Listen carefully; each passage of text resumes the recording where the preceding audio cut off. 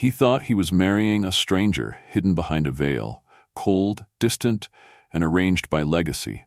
But what he discovered was a woman of breathtaking strength, quiet power, and a love that didn't ask to be seen. It demanded to be earned. This isn't just a love story. It's a story of trust, identity, and what it truly means to be seen. Where are you watching from? Subscribe now so you never miss stories that move your heart and challenge your soul. The rain came softly that morning, like it had been waiting for the right moment to fall. It whispered across the slate rooftops of the Whitmore estate and turned the gravel drive into dark velvet beneath the wheels of sleek black cars. A long line of mourners, businessmen in tailored coats, political allies, and distant relatives filed into the family cemetery. But Richard Whitmore, standing by the mahogany casket bearing his father's name, barely noticed them. Victor C. Whitmore, titan of industry, had died with his empire intact, and his heart, many suspected, still untouched by anything softer than ambition. His gravestone read, "Visionary, leader, father." But to Richard, those were just words, neatly carved and entirely insufficient. His hands stayed buried deep in his coat pockets, unmoved even as the priest's voice fell into the rhythmic cadence of final blessings. He had trained for this moment, not to grieve, but to inherit. And now it was here. Cold, heavy, irrevocable. He hadn't cried when the hospital called. He hadn't cried at the announcement, or when the estate staff had lowered their heads in quiet reverence. The truth was, Richard Whitmore hadn't cried in years. His father had made sure of that. Emotion, in the Whitmore household, had been treated like a weakness, something to be starched out of a boy before he learned how to want. Love had been conditional, affection a calculated reward.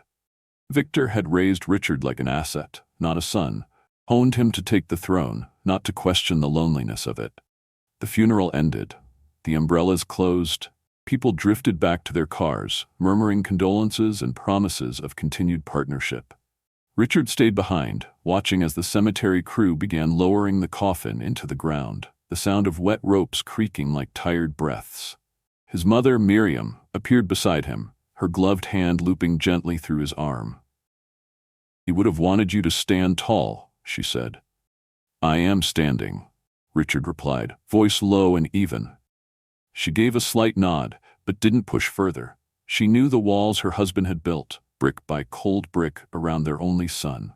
She had watched them rise over the years and had long since accepted that their warmthless household would never host the kind of tenderness other families seemed to breathe. That evening, the library was lit with the amber flicker of a crackling fire. The scent of oak shelves and old money lingered in the air. Richard sat at the head of the long walnut table beneath a chandelier so large it had its own legacy. Every inch of the house reminded him of his father, controlled, majestic, and devoid of softness. Miriam sat quietly at the far end, nursing a cup of tea.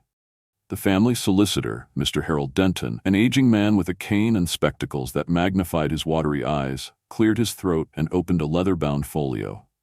"As executor of the late Mr. Whitmore's estate," Denton began, "I am here to present the terms of inheritance. Much of it is as expected. Assets, shares, and properties to be transferred into your name within 30 days. Richard raised his glass of scotch with mechanical efficiency. "Let me guess," he said, not looking up. "There's a catch." Denton's throat clicked as he swallowed. "Yes, well, there is one clause in particular that requires immediate attention. It concerns the future of the company's overseas holdings."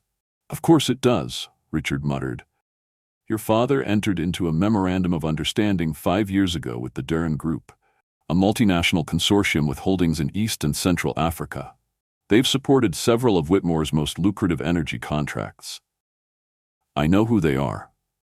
"Part of the agreement," Denton continued, "was a strategic alliance, solidified by marriage, specifically between you and the Dervan heir." Silence thickened the room. Richard blinked. "I'm sorry, what?" "The agreement states the union must take place within 30 days of your father's passing, or the Dervan Group will withdraw from all joint ventures immediately." "That's blackmail," Richard said, sitting up. "He's using me as a bargaining chip. I'm not a pawn." "It's not just about you," Miriam said suddenly, her voice sharper than usual. "This is about preserving what your grandfather built. Thousands of jobs, half a century of work. Your father saw the long game, Richard. This isn't personal. It's strategic. What about freedom? He asked, turning to her. What about the right to marry who I want? Miriam sighed, placing her teacup down with deliberate care. Your father didn't believe in fairy tales. Richard ran a hand through his dark hair, the firelight throwing shadows across his angular face. Who is she?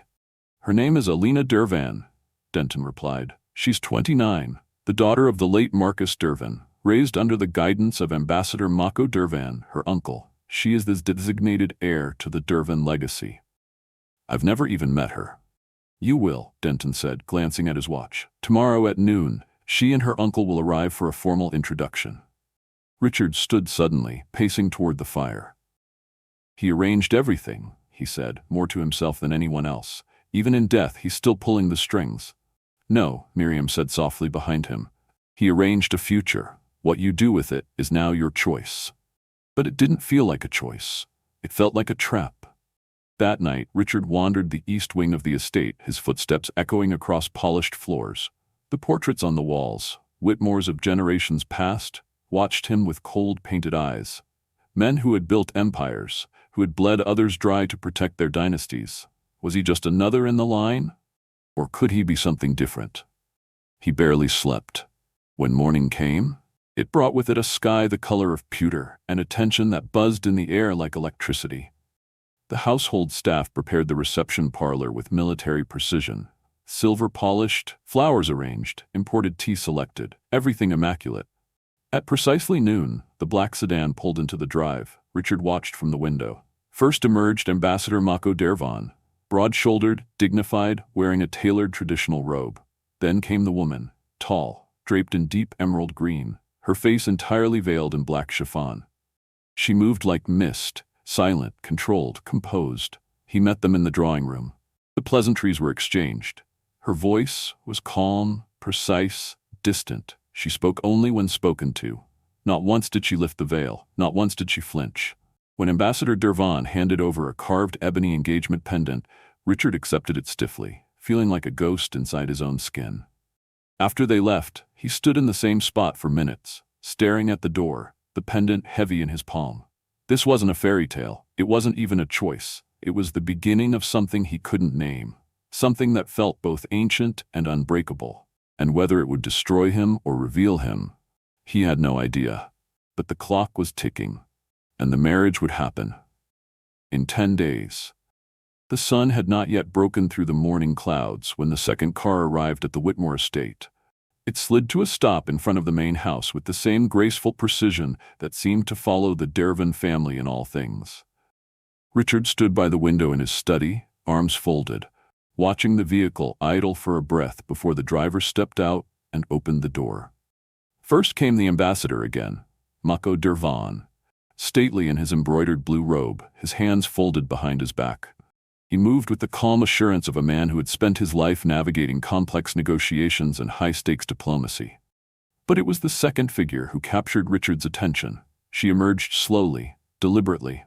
A woman draped in dark green, long sleeves and high neckline, her figure lean but unmistakably elegant. Her face was entirely concealed beneath a fine veil of black chiffon that glimmered faintly in the diffused morning light.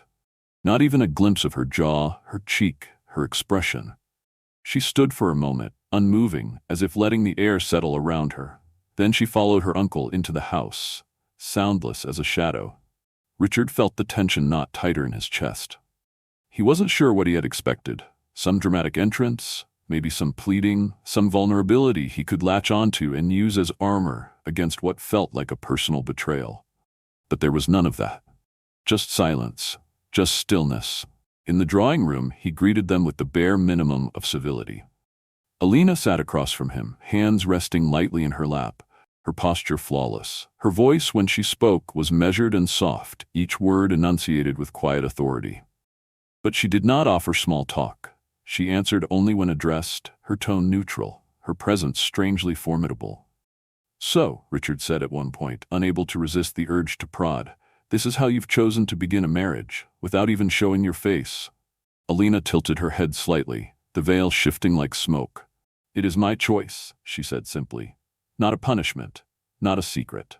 Richard narrowed his eyes. "Seems like a convenient way to avoid judgment." Or, she replied, her tone perfectly steady, a way to reveal what truly matters to those doing the judging. He almost laughed then. Almost. But there was something about the way she sat, composed, unmoved, that made it hard to brush her off. This wasn't a woman cowering behind fabric. She wasn't afraid of him. If anything, she seemed entirely unbothered. The meeting concluded without incident. Ambassador Dervin handed over a ceremonial engagement token, an ornate pendant carved from dark wood and inlaid with gold. Richard accepted it out of obligation, the weight of it in his palm oddly symbolic. He walked them out to the car in silence, watching as she stepped inside without so much as a backward glance. That night, as the fire crackled low in his father's old study, Richard poured himself a double and stared up at the enormous portrait of Victor Whitmore above the fireplace. The man's painted eyes seemed to stare back with judgmental satisfaction. He raised the glass in mock salute. "Well played, old man," he muttered. "You even managed to pick someone who's more of a mystery than you were." The days that followed were filled with arrangements. Florists came and went, a tailor was summoned, legal papers exchanged hands, all while Richard moved through it like a reluctant groom at a funeral. And all the while, Alina remained out of reach. She didn't stay at the estate. Instead, she occupied a private residence nearby, arranged discreetly by the Dervans. No appearances, no photographs, no interviews, no social media trail. It was as if she had stepped from nowhere and would vanish just as easily. Rumors began to spread. Richard's inner circle, former schoolmates, corporate allies, high society leeches, began to whisper over cocktails and cigars. Some called her a mystery, others a scandal in waiting. "I heard she was disfigured in an accident," someone murmured at a charity auction. "Or maybe she's a recluse, one of those extreme traditionalists," another suggested, wine sloshing precariously in her glass. Richard overheard more than he cared to. At first, he ignored them, but the speculation crawled under his skin, prickled at his pride. He was the head of one of the most powerful conglomerates in the country, and yet he was the one being pitied, gossiped about, reduced to a headline waiting to happen. One evening, as he sat alone on the estate terrace, watching the lanterns sway gently over rows of white chairs now set for the wedding, a thought struck him. He could run, pack a bag, charter a jet, leave the whole mess behind. But he didn't. Even if the marriage felt like a noose, the weight of responsibility, of legacy, was heavier than his resentment. So, under a sky just beginning to clear, Richard Whitmore married a woman he had never truly met. She wore ivory silk and that ever-present black veil. Her vows were spoken with composure, each word crisp and unwavering. He kissed the chiffon against her cheek, jaw set, hands cold. There were no crowds, no orchestra, just a handful of close family, a priest, and silence. Later, as they posed for a single photograph on the lawn, the photographer asked if they would face each other for the next shot. Richard hesitated. He looked at Alina, her face still obscured, her posture as graceful and still as ever. Then he turned to the camera instead. The reception moved inside, into the grand ballroom. Golden chandeliers and white roses, carefully chosen guests sipping champagne and exchanging knowing looks. Alina sat beside him at the long table, untouched plate in front of her, veil undisturbed even as the night wore on. And the whispers returned. Still hiding? She must be terribly shy. Or terribly scarred. Richard clenched his glass harder, each passing comment landing like a stone to the ribs. He looked at her, so calm, so composed, and something in him snapped.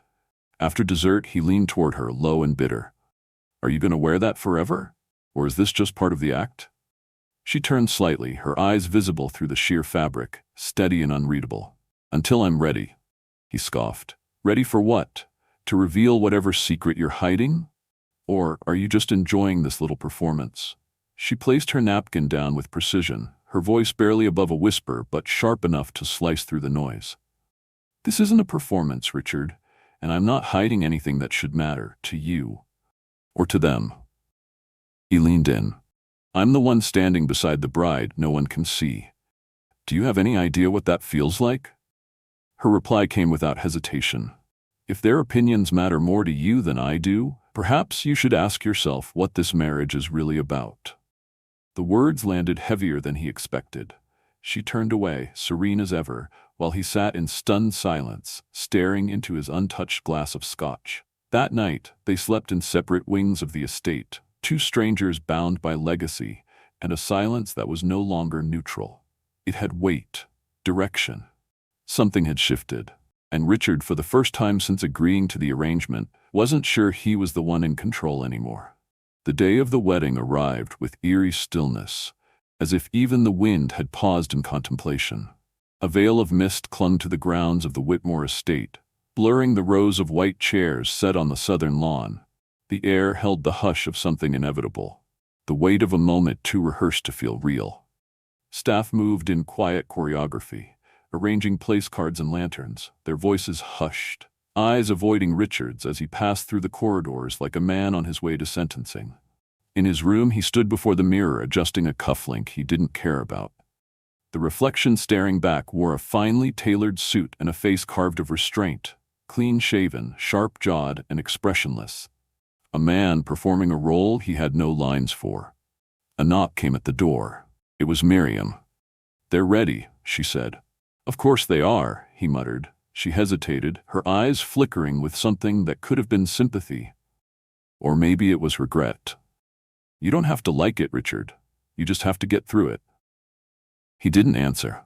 Instead, he followed her out, down the grand staircase and onto the path that would lead him to the altar where he would marry a woman he still hadn't seen. The ceremony was intimate by design, but cold in execution.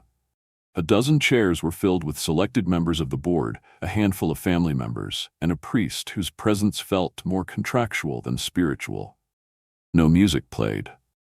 The only soundtrack was the occasional rustle of wind through the trees and the quiet shifting of fabric as the bride approached. Alina's figure appeared at the far end of the aisle, tall and composed. She walked slowly, gracefully, her face once again hidden behind that veil of midnight chiffon. Her dress, pale ivory with subtle embroidery, moved like water around her feet. Richard's jaw tightened. There was no emotion in the guests' faces, just curiosity, cloaked in politeness. And beneath that, he could feel the unspoken question. Why won't she show herself? Alina reached the altar and stood beside him. He could smell faint notes of jasmine and something more grounded, sandalwood maybe. Her presence was calm, collected, eerily poised. She didn't tremble, didn't fidget. Her hands, pale and gloved, were steady as they clasped the bouquet. The priest began. Words were spoken. Vows were read. Richard repeated them with a voice like dry gravel, eyes fixed somewhere over the horizon. Alina's voice, when her turn came, was clear and soft, a tone so deliberate it bordered on haunting. Then came the kiss. He hesitated only a fraction of a second before leaning in, not to her lips, but to her cheek, where the fabric of the veil met skin. His lips brushed against silk. There was no thunderous applause, no celebratory cheer, just silence, muted and profound. A single photograph was taken, a still moment in front of the estate's stone facade. The photographer asked for a second shot, this time with them facing each other. Richard didn't move. Alina stood perfectly still, her head tilted ever so slightly, her veil catching the breeze. He stared at her for a beat, then turned to face the camera, jaw clenched. Inside, the reception had already begun. The grand ballroom was bathed in candlelight, its high ceilings adorned with winter florals and cascading vines. A string quartet played softly in the corner, their melodies delicate enough to disappear if one didn't listen closely. Gold-rimmed glasses sparkled atop white linen tables, the scent of roasted pears and aged wine lingering in the air. Richard sat at the head of the table, flanked by board members and whispering acquaintances. Beside him, Alina remained an enigma, her hands folded gently in her lap, her plate untouched. She did not sip champagne. She did not remove her veil. She exchanged polite nods when acknowledged, but offered no more than necessary. The distance between them wasn't physical. It was built of fabric and silence. He could feel the scrutiny crawling across the room like a slow fog. "I heard she doesn't speak English," murmured a socialite near the dessert table. "Or maybe she's hiding a scar," whispered another. "I read somewhere she grew up in a compound, completely isolated. Maybe it's cultural." Richard clenched the stem of his glass, the pressure sharp against his palm. He stared at Alina. Her posture hadn't shifted. Her expression was unreadable behind the veil, but there was no tension in her body. She was calm, still, as though she had heard every word but chose not to care. Later, after the obligatory first dance, awkward and brief, he retreated to the study while the guests drank and murmured. The room smelled of leather and aged wood. He poured himself another scotch and dropped into the chair opposite the fireplace. His tie loosened, the firelight dancing across the floor. He barely heard her enter. She stood in the doorway for a moment, watching him. Then she stepped inside and closed the door softly behind her. He didn't look at her. "Are you going to keep that on forever?" he asked, eyes fixed on the flames. She began removing her gloves, one finger at a time. "Until I'm ready." He turned toward her, laughing bitterly. "Ready for what? To reveal the truth? Or just to keep playing this game?" She set the gloves neatly on the desk and faced him. Through the sheer black veil he could see the outline of her face, the shimmer of dark eyes that met his without hesitation. "This isn't a game, Richard, and I'm not hiding anything that matters." "It matters to me," he snapped. "Do you know what it's like to be whispered about? To be pitied? They think I married a ghost."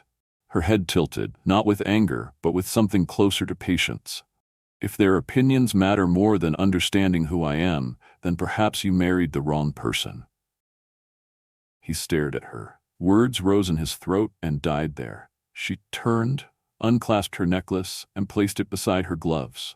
Then, without another word, she walked to the vanity and began brushing her hair beneath the veil, each stroke slow and methodical.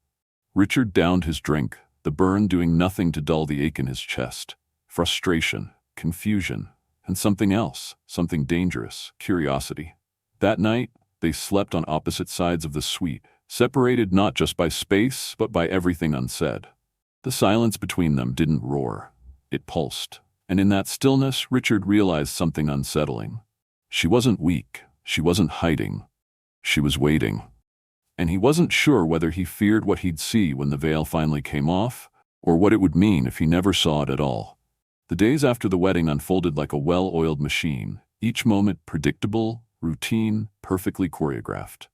Richard buried himself in work, leaving before sunrise and returning well past sunset.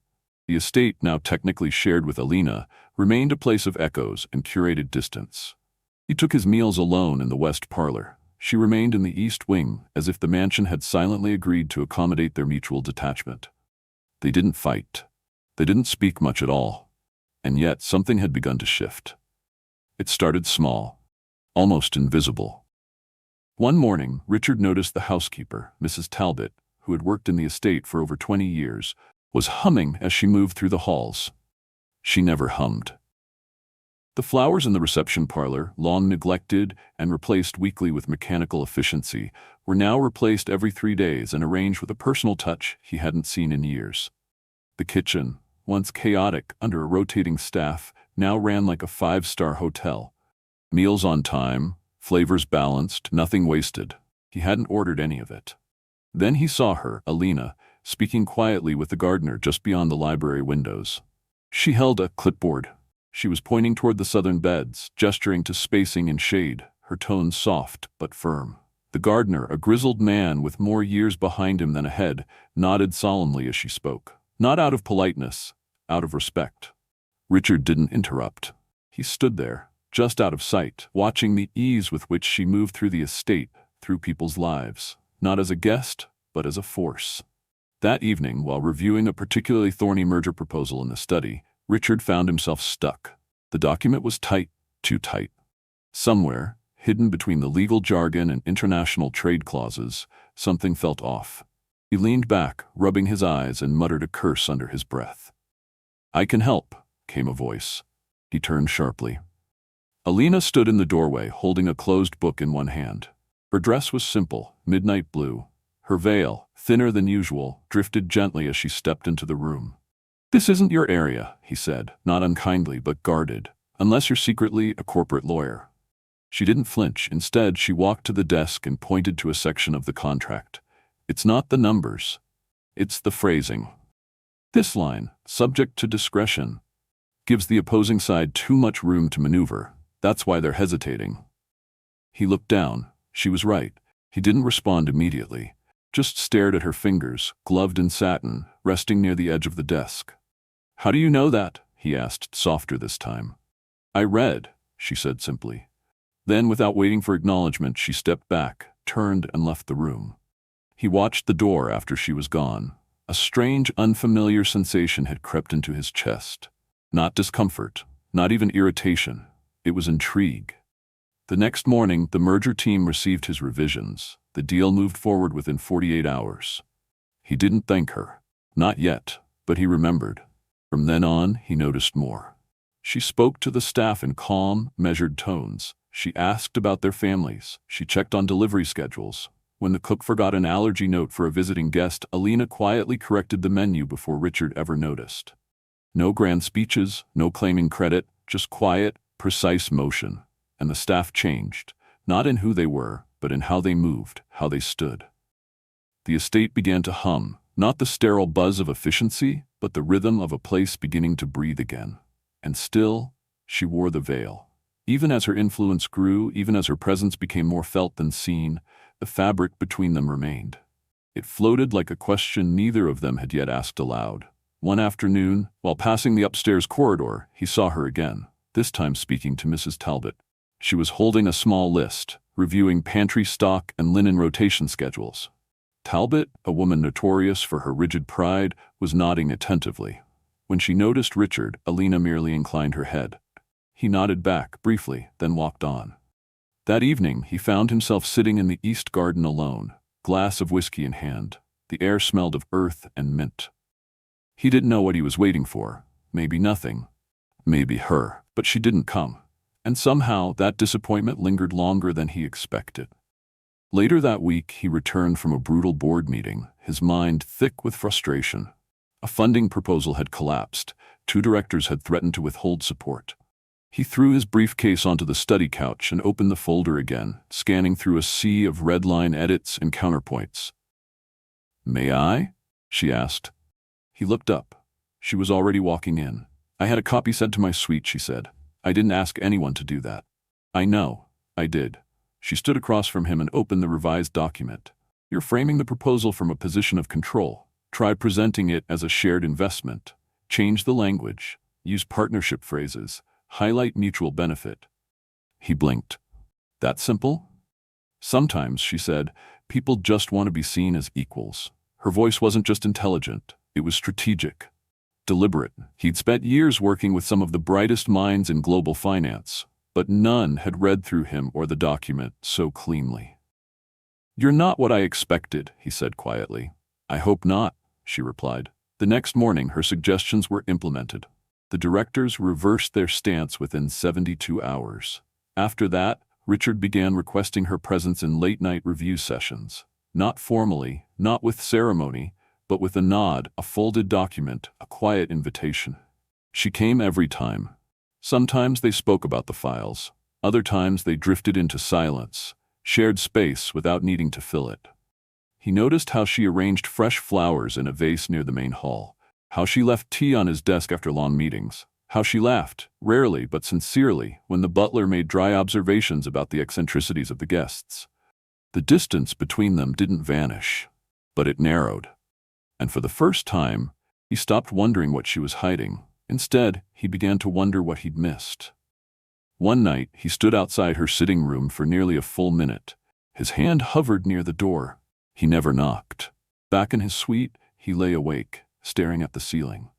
Not from anger, from wonder. How had he gone from resenting her presence to needing it to breathe? How had a woman he couldn't even see become the only person who made him feel seen? And what would happen if she chose, one day, to walk away? The gala was everything Richard had come to loathe. Opulence for the sake of display, conversation masquerading as diplomacy, and smiles that cost more than sincerity ever did. The grand ballroom of the Royal Orrington shimmered with chandeliers and polished marble floors.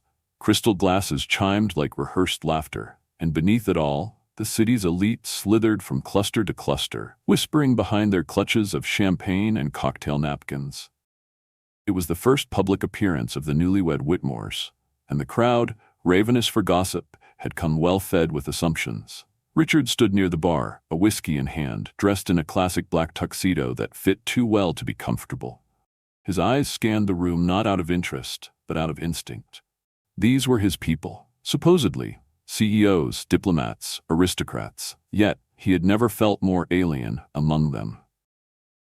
Alina arrived moments later, a ripple in the room's temperature. She wore a floor-length black gown embroidered with gold thread that caught the candlelight like it had secrets to keep.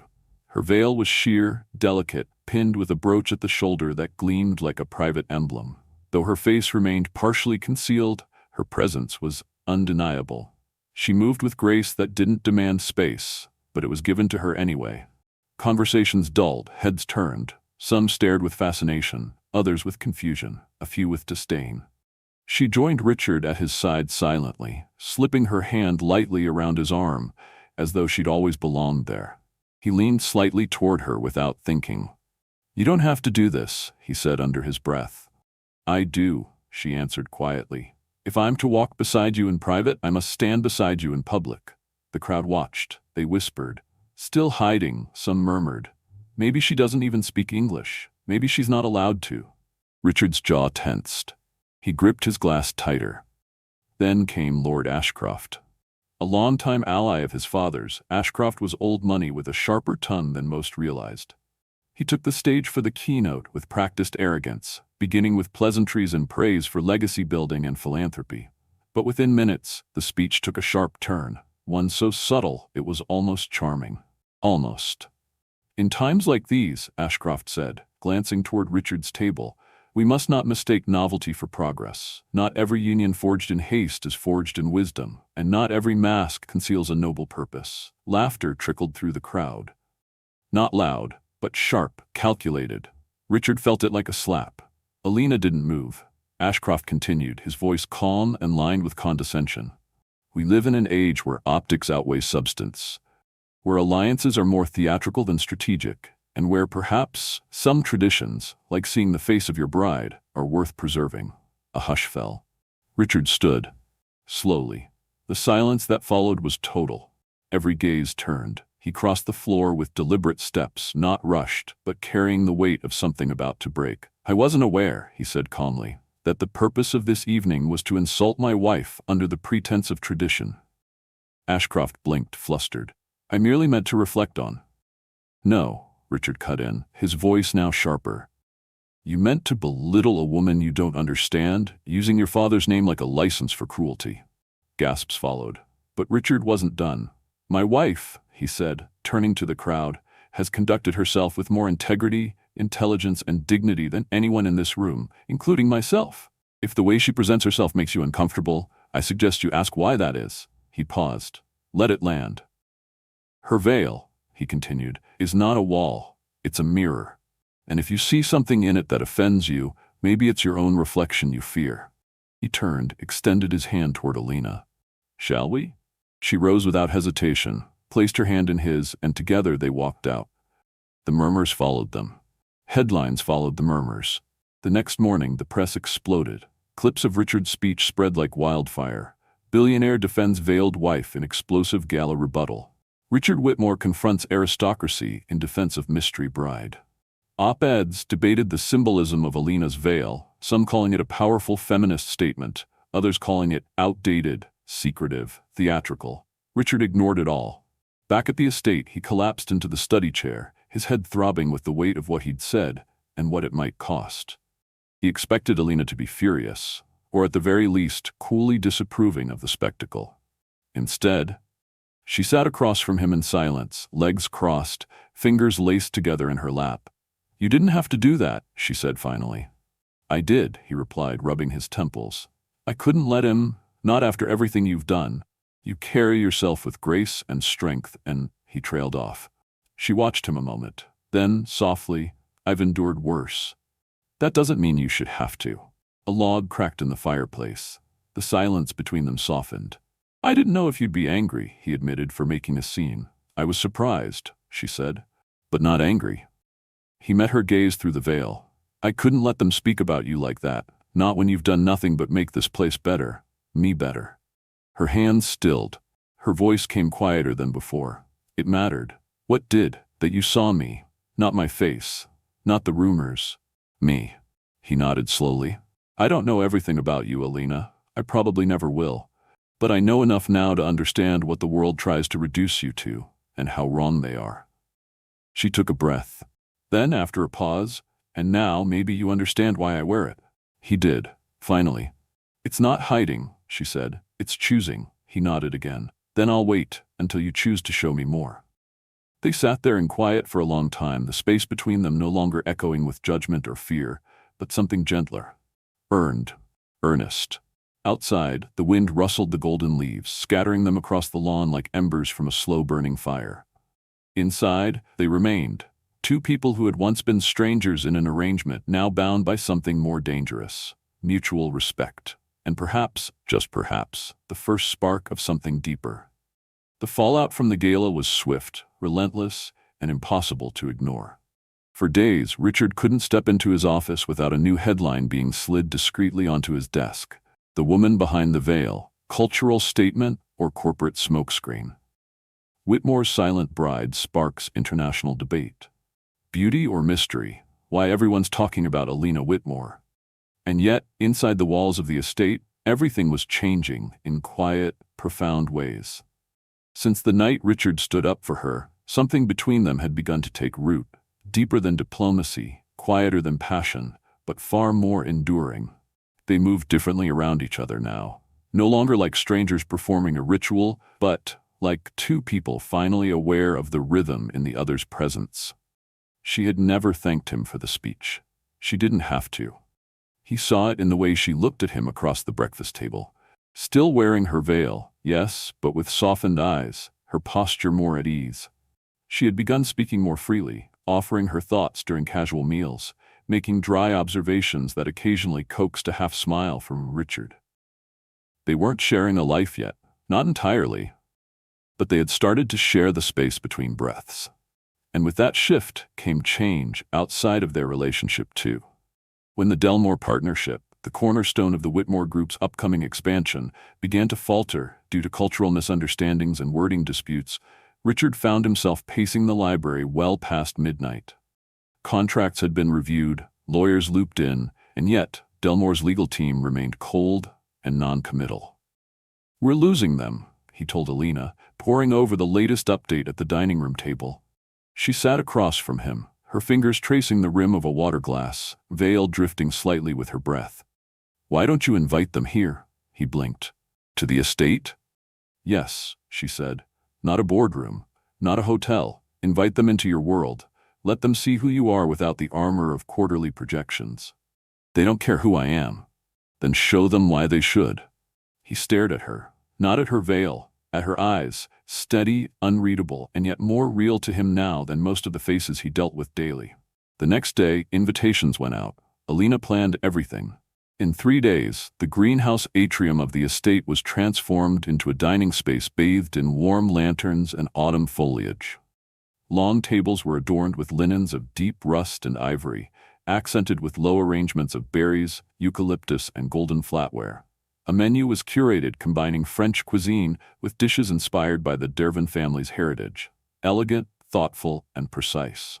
Alina reviewed the guest list, the seating chart, even the lighting angles. When the evening arrived, Richard stood beside her beneath the hanging lights, greeting each member of the Delmore delegation with the same quiet strength he had borrowed from her.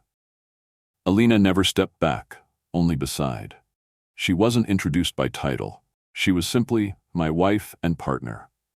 No one questioned the veil. Perhaps it was the way she moved, unapologetically present, or the way she listened, asked sharp, insightful questions, and responded with thoughtful brevity. Her voice, when she spoke, carried the kind of weight that made people lean in.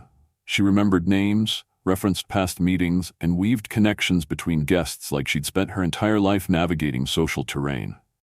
By the time dessert arrived, a delicate rose-infused creme over cardamom sponge, Richard could see it in their body language. The executives had relaxed. Laughter came easier. Conversation flowed. The tension that had haunted weeks of negotiation had begun to dissolve in the flickering candlelight and quiet assurance of something authentic. Later that night, after the guests had retired to their rooms, Richard pulled Alina aside near the conservatory. "You're good at this," he said quietly. She regarded him through the sheer veil. "I know." He smiled despite himself. "I didn't expect it to work. I didn't expect you to work it." I didn't do it for you, she said, tone soft. I did it because it needed to be done. Still, he touched her wrist, lightly just once. Thank you. She held his gaze for a long moment before replying. You're welcome. The next morning, Delmore's team confirmed their intent to move forward. The deal, once hanging by a thread, was secured. At the board meeting that followed, several directors praised Richard's tactful diplomacy and personal connection with the Delmore partners. He nodded, accepted the praise, but inside, he knew who had actually saved it.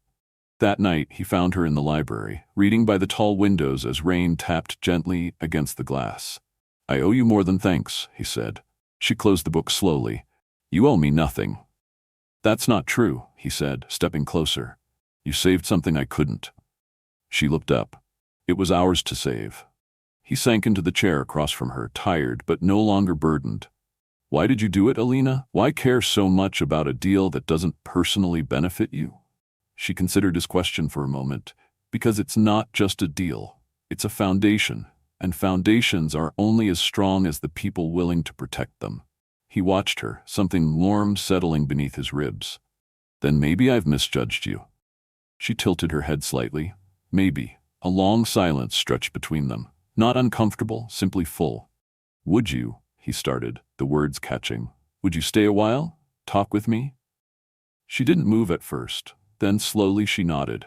They sat there for hours, the fire dwindling to embers as they talked. Not of contracts or strategy, but of childhood summers and schooling, of what it meant to grow up watched, expected, measured, of loneliness, of inheritance, of the burden of becoming what everyone needs you to be, even when you don't know who you are yet. When they finally parted, Richard stood at her door longer than necessary. She didn't ask why, and the next morning, he woke with something unexpected blooming in his chest. Not clarity, not desire, but trust. And the veil she still wore, it no longer felt like a barrier. It felt like a boundary, one she had every right to draw, and one he now understood would only be crossed when she chose, not when the world demanded it, not even when he longed for it, but when she decided he had earned the privilege of seeing her whole. By the time autumn faded into the slow hush of winter, the estate no longer felt like a relic Richard had inherited. It felt lived in. Alive. Alina's influence, once silent and unseen, now pulsed gently through every corridor. Not through declarations or demands, but through careful touches that transformed the house into something neither of them had expected. A home. Their mornings had fallen into a rhythm. Richard, who once sprinted into his day with email alerts and investment briefings, now brewed coffee before sunrise. Not because anyone asked him to, but because Alina liked it that way. Quiet, strong, a touch of cardamom. They sat at the breakfast nook in the conservatory, light filtering through the frosted glass, sharing space without needing to fill every silence. Some mornings they spoke of meetings or headlines. Other times, nothing at all. And yet, those quiet moments were among the richest of his life. She still wore the veil. He still never asked her to remove it. But the veil had changed in meaning. No longer was it a symbol of mystery or defiance, it was hers. And in respecting it, Richard had learned how to see. Professionally, they had become a formidable team. At first, Richard brought her into business conversations hesitantly, expecting resistance from board members and advisors. But Alina never took the space with entitlement. She simply spoke when she had something worth saying, and it always was. Her insight was exact. Where Richard saw opportunity, she saw consequence. Where he drove vision, she clarified direction. And people began to listen. She proposed initiatives the company had once overlooked: educational forums, mentorship programs, reinvestment into underserved communities. She spoke of legacy, not as a monument to the past, but as an obligation to the future. Richard, once skeptical, found himself inspired. She wasn't just shaping the empire he inherited, she was reshaping his understanding of what power could be. One late afternoon, as sleet whispered against the windows of the South Gallery, Richard sat across from her at a table cluttered with project notes. They were discussing a new public arts initiative in the city.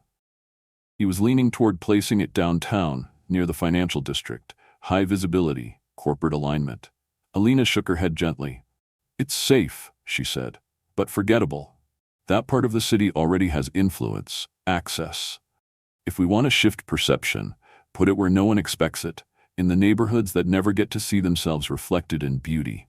That's how you change the narrative. He stared at her, a slow smile forming. You've thought about this. I think about everything, she replied, not with pride, but with quiet certainty. He pitched her idea to the board 3 days later. They resisted. Then, as always, they agreed. That evening, he returned to the estate and found her curled in the conservatory chair with a book in her lap and a half-finished cup of tea beside her. He sat down silently, and she closed the book without a word. They watched the falling snow together. They began to take walks in the early evening, sometimes through the gardens, other times down the forest path beyond the southern gate. On one such walk, bathed in a twilight of deep indigo and rose, he finally asked, "Do you ever wonder what this would have been like if we'd met differently?" Alina walked a few more steps before answering. "I used to," she said softly, "when it was harder.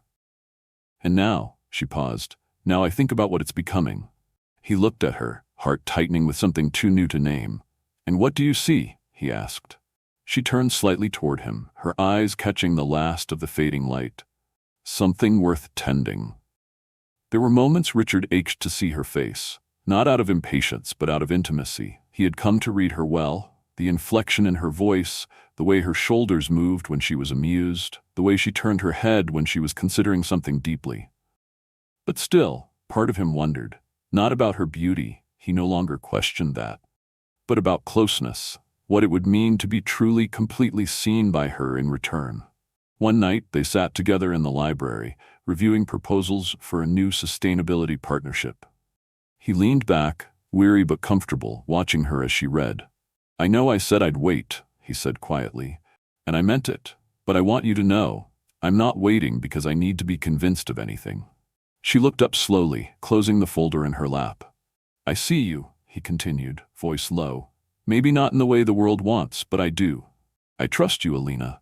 I trust who you are, veil or no veil."